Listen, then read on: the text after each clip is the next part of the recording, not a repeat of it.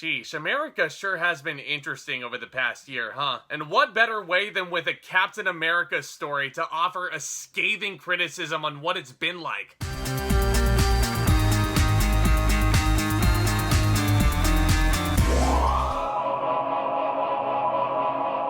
What's going on, ladies and gentlemen? Welcome back to yet another installment of TV Thoughts. As always, I thank you all so much for stopping by, and I hope you enjoy your stay. And I'm honestly super excited to continue discussing what I think is the greatest entertainment franchise in history. And the time has come, ladies and gentlemen. Today, we're looking at the Falcon and the Winter Soldier. This is Marvel Studios' second foray into the television realm on Disney Plus specifically. This, of course, stars Anthony Mackie and Sebastian Stan reprising their respective roles. And the series actually picks up 6 months after Sam Wilson was handed the mantle of Captain America from Steve Rogers himself. And here Sam Wilson is teaming up with Bucky Barnes in a worldwide adventure that tests their abilities and their patience. And just in case anybody's at all concerned about this, not to worry. This review will be completely spoiler free. So unlike my past Marvel reviews, I won't go too into detail about certain story elements or where certain characters evolve. I'm just gonna sit here and tell you guys that you should just watch this whole f***ing series. Because point blank, The Falcon and the Winter Soldier isn't just a binge-worthy series on Disney+. Not to mention, this should be pretty easy to binge at only 6 episodes. But as I mentioned towards the top of this review, this feels like a project that America needed to see right now. I mean, the overarching themes this narrative has are among some of the most mature that the MCU has ever tackled. The messages the writers bring to the table about acceptance, making amends, coping with loss, and racial injustices, I think they're all stuff we needed to hear and see on screen. And after the year we've all had, I think Marvel was the perfect group to tackle these topics head on. And better yet, again, not to get too deep into spoilers, but I think a Captain America story is exactly what we needed right now, especially to encapsulate all these themes. And Anthony Mackie, I think, is the perfect choice, not only to present these themes in a new light, but I'm so happy to say that I think he's gonna be the anchor to carry Marvel Studios to the next level here in Phase 4. He was utterly magnificent through all 6 episodes. And I'm happy to say that this is truly Sam Wilson's story. We're finally seeing some true origin for this guy. His background coming from a working family on the bayou. And this series, I think, does an amazing job really explaining his motivations for why he's doing what he's doing. Especially as it goes with the famous shield that was bestowed upon him by old man Steve Rogers. I mean, you totally understand why he feels so burdened by that in the beginning of the series. But then as he evolves towards a super exciting finale, and let's just say that this made me super happy. And also how his entire arc wraps up, especially honoring his people, honoring his country, and honoring a certain character by the name of Isaiah Bradley. Like, good lord, guys. I mean, there's not a whole lot of Marvel projects that can bring tears to my eyes.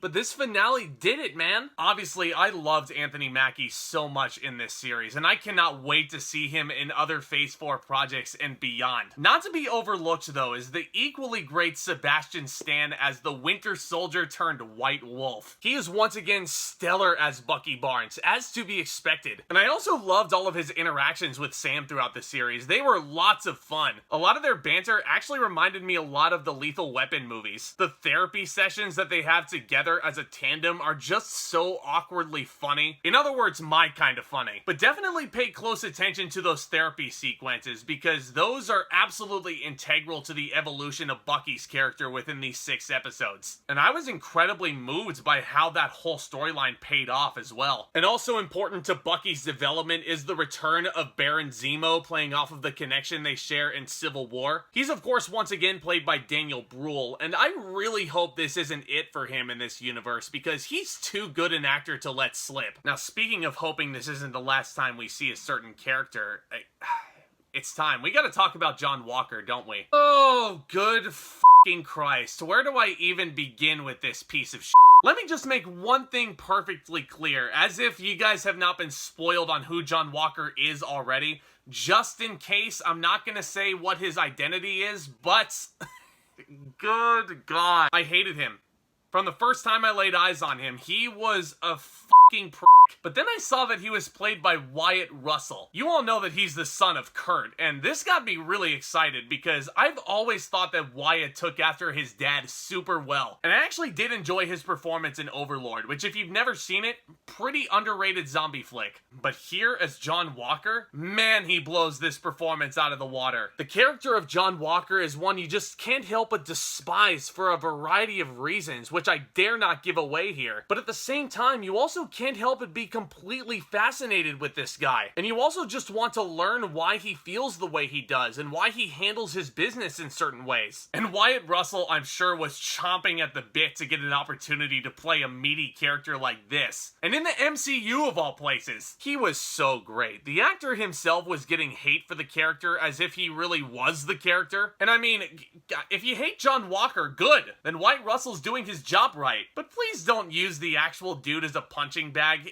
He's just human. I also really enjoyed Emily VanCamp's performance as Sharon Carter, granddaughter of Peggy. And I'm really glad she got some more opportunities to shine in this one. And from the looks of it, this ain't the last we're seeing from her. I mean, even if her overarching story may have been a bit predictable, there's a huge difference between predictable and atrocious. And this certainly wasn't bad. I mean, what else is there to say, guys? I love this series. The acting was phenomenal. The action as well, super pulsating. The premiere has a beautiful Falcon flight sequence over a canyon. There's a Mandalorian-esque fight scene on top of moving semi-trucks that's handled and directed super well. And I cannot praise this show's stunt team enough with the stuff that they were able to pull off. It is still astounding to me. Now, some people may take issue with the fact that some episodes, like the second and the third one, weren't as exciting, and there may be some that wish this got the film treatment instead. But as a series, as I'm someone who is watching this from week to week, I didn't need all the answers right away. I'm glad that these characters got the miniseries treatment because they're getting more time to develop, and they heavily benefited from it as a result. On the contrary, there were a couple of smaller elements towards the finale that I did feel were a tad bit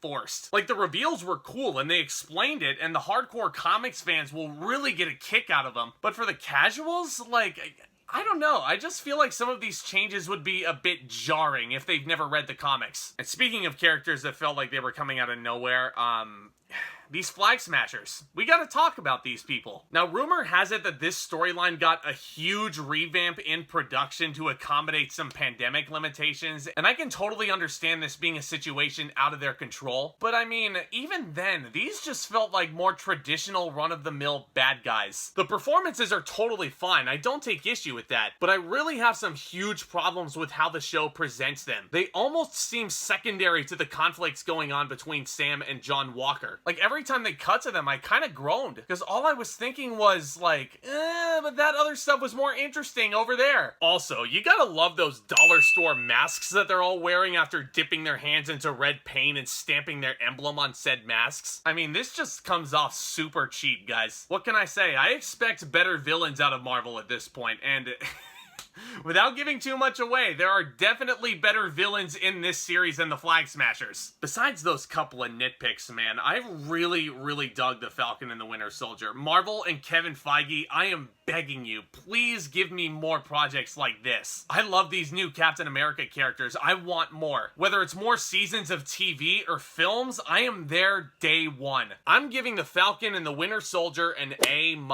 For those of you keeping score at home, this is the exact same grade I gave to WandaVision. And I'm honestly, I gotta watch them both again, but I'm not sure which one I like more. For a lot of people, I really think it's gonna come down to personal preference. But one thing's for damn sure, Marvel has started off their foray into television with a bang. And just in case anybody's curious, only the final 2 episodes have after credit sequences. Again, without giving it away, they're both pretty darn cool. This is all just my opinion, of course, about the Falcon and the Winter Soldier. What do you guys think of it? Do you agree with me? Do you not? What's your favorite episode in this series? Where do you think the Marvel Cinematic Universe is going with Phase 4 after this? Let's continue the discussion down in the comments section, guys, because I really do love what I do. I love making these videos, starting the discussion with you guys. If topics in cinema and all things entertainment sound appealing to you, definitely consider hitting that big red subscribe button down below as hard as you possibly can, because it's free. It would really help out the channel if you did so. And also, I'll tell you what, if you click that notification bell right next to it, you guys will be the first ones to know anytime a new upload hits my channel. And just one last reminder, hit that thumbs up button on your way out.